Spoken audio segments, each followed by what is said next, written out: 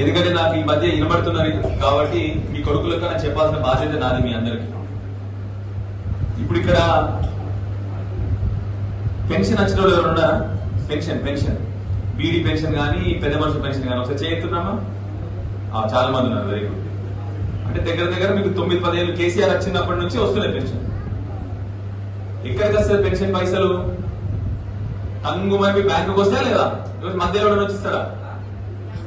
బ్యాంక్కి వస్తాయి. నువ్వు పోతావు, మంచిగా జేబులో పెట్టుకుంటావు, వెళ్ళిపోతావు. అవునా? రైతు బంధు వచ్చిన ఉన్నారు ఎవరికి? రైతు బంధు చేతులు గట్టిగా బాబు రైట్ చేపించండి. నీ రైతు బంధు పైసలు ఎక్కడికి వస్తాయి? బ్యాంకులకు వస్తాయి కదా, డైరెక్ట్ నీ బ్యాంకులకు వస్తాయి. టింగు మన సపోర్ట్ వస్తుంది ఫోన్ లా, నువ్వు పోతావు, జేబులో పెట్టుకుంటావు, పోతావు. కళ్యాణ లక్ష్మి వచ్చిన ఉన్నారు ఎవరండి? కళ్యాణ లక్ష్మి చెక్ వచ్చిన వాళ్ళు ఉన్నారు ఎవరన్నా? కళ్యాణ లక్ష్మి వచ్చింది కదా బేట, నీకు చెక్ వచ్చింది, నీ పేరు వచ్చింది కదా బేట, వచ్చింది, పోయినావు, పైసలు తీసుకున్నావు, అయిపోయింది. ఎందుకు చెప్తున్నా ఈ ముచ్చడంటే, ఇప్పుడు రైతు బంధుకి ఎన్నిసార్లు వచ్చింది? కేసీఆర్ 11 సార్లు ఇచ్చింది రైతు బంధు. ఎవరికైనా రూపాయలు ఇచ్చినావు? ఇయ్యలే కదా. రూపాయి అవసరం రాలేదు. ఎందుకు? డైరెక్ట్ నీ బ్యాంకులోకి వచ్చింది. మా అమ్మలకు 10 సంవత్సరాలు పెన్షన్ వచ్చింది.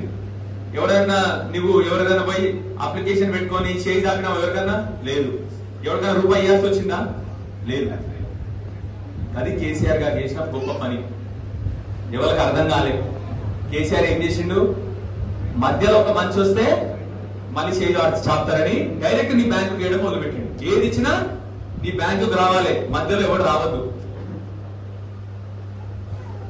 ఈ మధ్య నాకు షికాయత్ వస్తుంది మళ్ళీ. ఇందిరం మిల్లుకు ఒక రేట్ అట, దాని పేరు ఇంకోటి మన రేషన్ కార్డుకు ఒక రేట్ అట. మీ కొడుకుని దండం పెట్టి కోరుతా ఉన్నా, ఇది రానియకండి.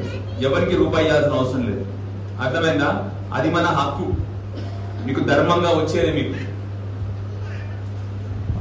రూపాయి ఎవడైనా అడిగితే, ఎవడైనా రూపాయి అడిగినా ఈ ముచ్చట మంచిగా రోగలు ఉంటుంది మన ఇంట్లో.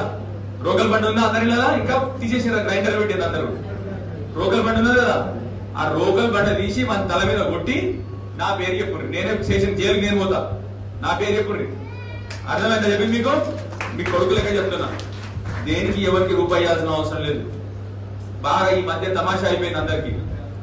కేసీఆర్ కింది కొరకే ఆ రోజు ఏం చేసినా డైరెక్ట్ నీ బ్యాంకులకు వచ్చినట్టు చూసుకున్నాడు. తెలుసు ఆయనకి లంగతనాలు లంగ ముచ్చట్టు ఉంటాయని చెప్పి తెలుసు ఆయనకి.